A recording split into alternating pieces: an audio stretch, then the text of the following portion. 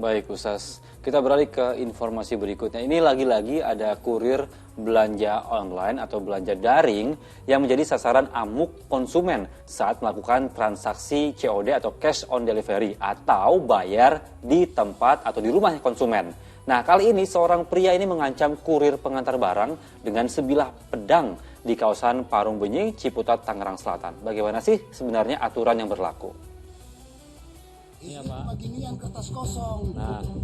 Dalam rekaman video, konsumen terlihat tak puas dengan barang yang dipesannya melalui sistem cash on delivery COD. Konsumen menuduh kurir menipu dan berbuat curang. Emosi, konsumen bahkan mengancam kurir dengan sebilah pedang.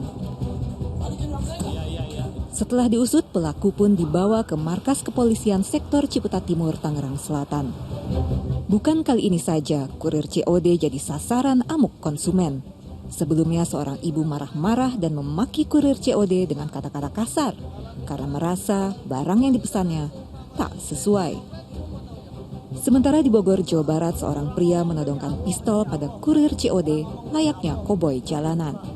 Kurir menjadi korban salah sasaran atas ketidakpuasan konsumen terhadap barang yang dibeli. Aneh aja ya, mestinya bukan marah-marah ke kurirnya, tapi langsung ke tempat kita beli barang. Kita ke barang datang, periksa barangnya sesuai nggak pesanannya, bayar. Nah kalau nggak sesuai pesanannya, kita komplain ke tempat beli kita ya.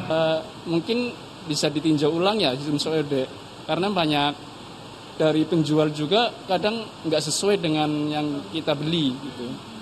Jadi sebaiknya sistem COD itu bisa ditinjau ulang lah. Sistem COD melibatkan 3 pihak dalam sebuah transaksi jual-beli, yakni penjual, ekspedisi atau kurir, dan pembeli. Namun kurir tidak bertanggung jawab terhadap kesesuaian produk yang dibeli di platform digital. Ya, masyarakat dalam hal ini harus memahami bahwa tugas kurir itu adalah melakukan pengantaran kiriman. Sehingga kurir tentu tidak pada posisinya untuk mengetahui apakah barang yang dibeli itu sesuai dengan apa yang memang dilihat secara gambar gitu ya dari seller. Sehingga apabila itu terjadi perbedaan, harusnya itu langsung dikomunikasikan dengan pihak penjual.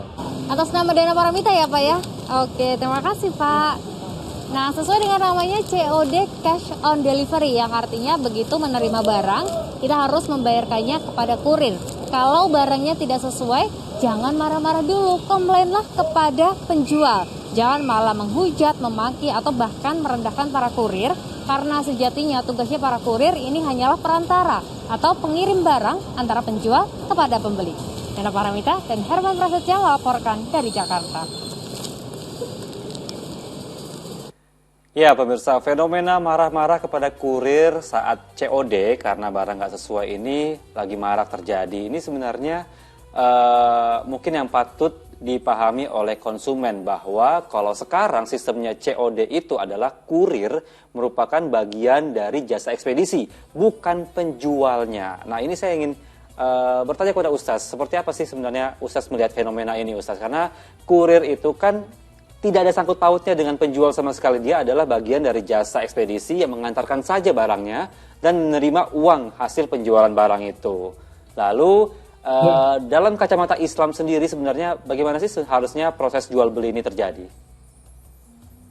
Ya begini ya, intinya memang ini di masa transisi ya, di mana sistem revolusi industri 4.0 ya, dengan belanja online, jualan online semua ini kita tuh baru satu step masuk ke dalam pintu ini gitu. Jadi artinya masih ada kegamangan, ada ketidakpahaman masyarakat dalam sistem dan prosesnya, bahwa betul bahwa kurir itu tidak sama sekali bertanggung jawab terhadap apa-apa yang dia antarkannya. Dia hanya bertanggung jawab terhadap ini barang harus sampai tanpa rusak begitu ya. Nah kemudian permasalahannya adalah bagaimana seorang pembeli itu dia tidak sedang berhadapan langsung dengan penjual, dia berhadapan dengan kurir. Jadi seharusnya segala sesuatu komunikasi itu dengan penjualnya. Penjual juga harus betul-betul amanah dan jujur ya. Jadi jangan sampai karena ini diantarkan sama orang lain, dia juga barang-barangnya tidak sesuai dengan apa yang dipesan. Nah ini permasalahan-permasalahannya. Dalam Islam ini kan ada akad salam ya, ada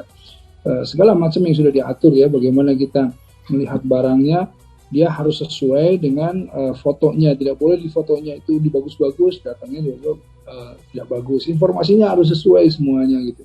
Nah inilah yang akhirnya challenge-nya yang cukup berat gitu ya. Jadi artinya akad tersebut harus memang tidak ada unsur sedikit pun penipuan atau ketidakjelasan gitu ya.